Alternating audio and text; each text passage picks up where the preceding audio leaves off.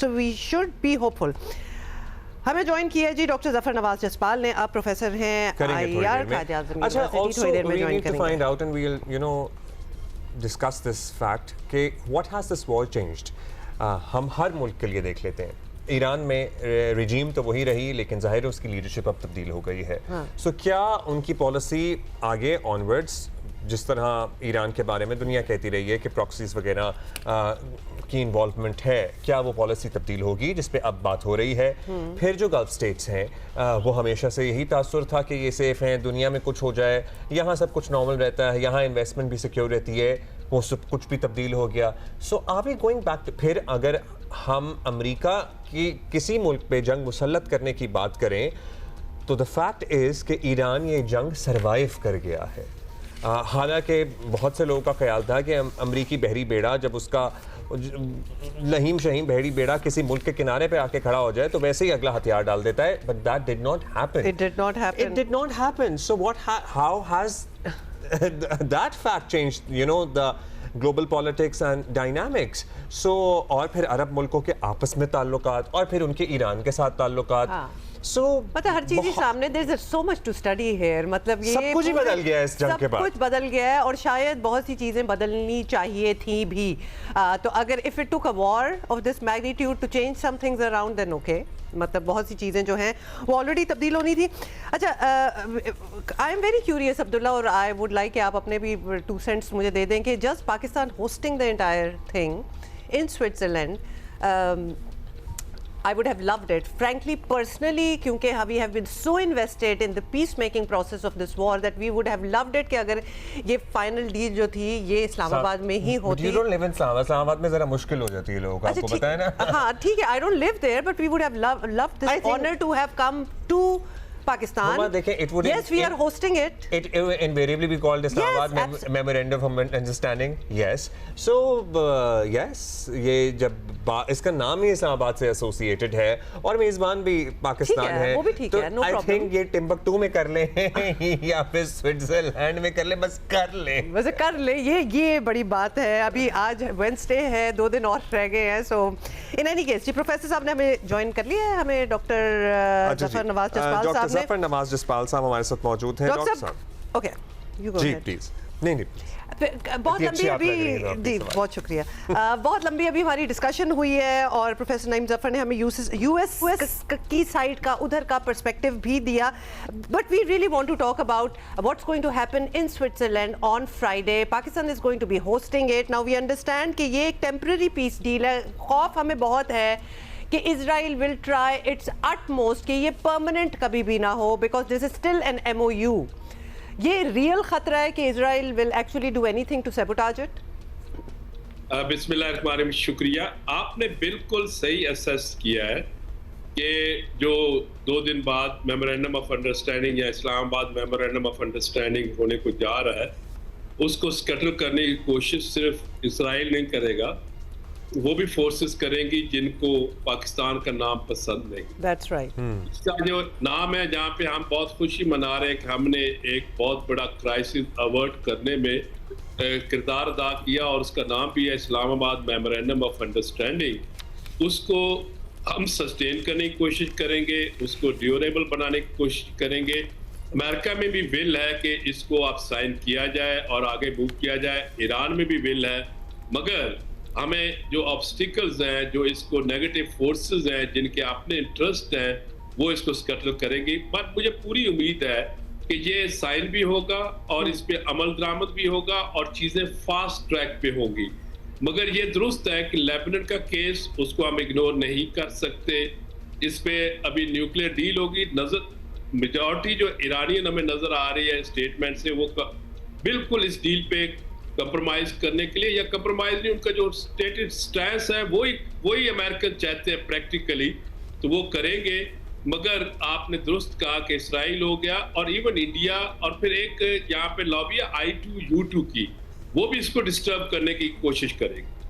अच्छा, आप ये बताइएगा प्रोफेसर साहब, चलिए डिस्टर्ब करने की कोशिश करेंगे लेकिन होपफुली थिंग्स वुड सेटल और हो जाए मुआहिदा। अब मुआहदे के बाद, इस जंग के बाद क्या क्या चीज़ें तब्दील हुई हैं दुनिया के लिए, पर्टिकुलरली हमारे इस खत्ते के लिए? हम अभी इससे पहले बात कर रहे थे ईरान में रिजीम सर्वाइव की, लेकिन ज़ाहिर है उन्होंने ये भी देख लिया कि वो हालात कैसे भी हों, उन्होंने बमबारी भी सह ली, नेवल ब्लॉकेट भी सह लिया, दे डिड सर्वाइव। तो जो नई लीडरशिप आई है इसी रिजीम में रहते हुए, उनकी पॉलिसी क्या पिछले वालों से मुख्तलिफ होगी? क्या वो रिफॉर्म्स की तरफ जाएंगे? क्या वो इकोनॉमिक स्टेबिलिटी की तरफ जाएंगे? क्या वो इंफ्रास्ट्रक्चर डेवलपमेंट की तरफ से, जिस तरह मुआहदा की बात हो रही है उसमें बहुत सारे निकात शामिल हो रहे हैं? Because Professor, let's not forget कि there is a whole generation which has grown up in sanctions. हाँ. तो उनका एक thought process Would they like है to वो change एक this different हो time गया। around, या फिर चूंकि एक हार्डलाइन रिजीम ने ये सरवाइव कर ली जंग, तो उन्होंने ये भी देख लिया कि it has worked out for them? देखिए, आपने बिल्कुल दुरुस्त असेस किया। ईरान ने पहली दफा सैंक्शंस का 1.5 मंथ में इम्पैक्ट फेस किया जब ब्लॉकेड हुआ। ये ब्लॉकेड आप स्टार्ट कर सकते हैं कि मई में हुआ और कुछ जून में हुआ। इसमें जो मई का उनका एक्सपोर्ट था ऑयल का 85% डिक्लाइन पे गया मार्च के मुकाबले में, मार्च अप्रैल के। उसके बाद ईरानियंस ने रैशनल होकर सोचने की तरफ गए, वरना तो ये समझ रहे थे कि एसिमेट्रिकल वॉरफेयर है, अमेरिकन अपने ट्रुप्स ले नहीं आएंगे और हम इसी तरह हठधर्मी से, जिस तरह आपने देखा कि जब भी हमारे ये बात दुरुस्त है कि पाकिस्तान की लीडरशिप खास तौर पे फील्ड मार्शल आसिम मुनीर ने बड़ा सब्र का मुजाहरा किया, बार बार अपने डेलीगेशन भेजे, खुद गए और उनको परसू करने की कोशिश की गई। तो ये पहली दफा हमने देखा है कि इस तरह का स्ट्रिक्ट ब्लॉकेड आया। देखिए, ईरानियंस जो थे वो इतने बम से या मिलिट्री स्ट्राइक से इफेक्ट नहीं हुए जितने इस ब्लॉकेड से हुए। तो आपने दुरुस्त असेस किया कि अब ईरान कोशिश करेगा कि वो अपने नेबरहुड में भी एंगेजमेंट करे और इंटरनेशनल कम्युनिटी के साथ भी चले। देखिए, इस वॉर में 3-4 चीजें स्टैब्लिश होगी। एक तो यह है कि जो पुराना तर्ज था सीज को कंट्रोल करने का, एयरक्राफ्ट कैरियर आ जाएगा, बिग वॉरशिप्स आ जाएंगे, नहीं, अब वो नहीं वर्क कर सकते। नेचर ऑफ वॉर चेंज हो गई है, अब न्यू वॉरफेयर है और उसमें बिग पावर्स को जो खास तौर पर लिटरल स्टेट है उनको एंगेज करना पड़ेगा और लिटरल स्टेट को अपनी इकोनॉमी के लिए बाकी स्टेट के साथ मुआहदे करने पड़ेंगे। तो ये मिडिल ईस्टर्न सिक्योरिटी आर्किटेक्चर बिल्कुल ट्रांसफॉर्म हो गया है और उसके अंदर इनको एक दूसरे को स्पेस दे के जिंदगी गुजारनी होगी। दूसरी तरफ अमेरिका का भी मिथ खत्म हो गया कि वो हर जगह जाके डिक्टेट कर सकता है, तो वो भी आप रैशनली बिहेव करेगा। तो मैं देख रहा हूँ कि आगे चीजें डायलॉग के थ्रू रिजॉल्व होगी, ना कि फायर पर। मगर ये मत भूलें, स्टेट ऑन स्टेट वॉर्स का इरा है, ये छोटे मोटे क्लैशेस होते रहेंगे। अच्छा, ये भी बताइएगा अब, क्योंकि पिछले 1-2 महीनों में वैसे तो प्रेसिडेंट ट्रम्प जो हैं वो मतलब ही likes to make these bold statements और ही likes to rile up the status quo, जो चल रहा होता है कि चीज़ें जो है ना ज़रा ट्रांसफॉर्म हो, जिसमें उन्होंने बहुत स्टेटमेंट्स दी। लेकिन एक पे हम चाहेंगे कि आप अपनी थॉट्स दें। वो जो उनका एक बड़ा ही एक रिक्वेस्ट भी नहीं थी, almost it was a bit of A demand that he wanted all the Gulf states and a lot of the other countries as well to join the Abraham Accords. मतलब उन्होंने ये बात की थी और वो बहुत ही अजीब किस्म की एक डिमांड रिक्वेस्ट थी, whatever you want to call it, बीच में दब गई, वो दब गई, लेकिन अब दोबारा उठ रही है। Is he going to push for it या फिर उसको भी एक run of the mill statement from Trump ले लें, because हर स्टेटमेंट का तो कोई मतलब नहीं होता। नहीं, आपको उसकी स्टेटमेंट को सीरियस लेना होगा क्योंकि ये उसी का ब्रेन चाइल्ड है, वो इसी को परफॉर्म करता है कि मिडिल ईस्ट में अगर इब्राहिम अकॉर्ड सक्सेसफुल हो जाता है तो फिर ट्रम्पिज्म सक्सेसफुल होता है।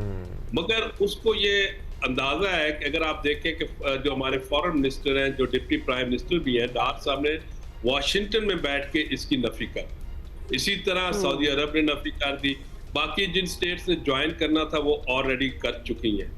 तो ये अब्राहम अकॉर्ड, जिस तरह हम कहते हैं कि डायलॉग के अंदर एक पॉइंट रहेगा, वो अपनी आतफा ख्वाहिश जाहिर करेगा, मगर ये जो स्टेट्स है ना इस वॉर के बाद अब ज्यादा स्ट्रेंथन हो गई है, एनकरेज हो गई। वो एक जो खौफ था अमेरिका की स्ट्राइक्स का, वो जो खौफ था ब्लॉकेड का, वो जो खौफ था कि जी रीजन में सारे अरब्स एक तरफ हो जाएंगे ईरान के अगेंस्ट, यहाँ इस तरह वो खौफ खत्म हो गया, वो सब फेस कर लिया ना, डिमांड नहीं, अब प्रैक्टिकल नजर नहीं है। बहुत शुक्रिया आपका प्रोफेसर साहब, thank you so much for your time.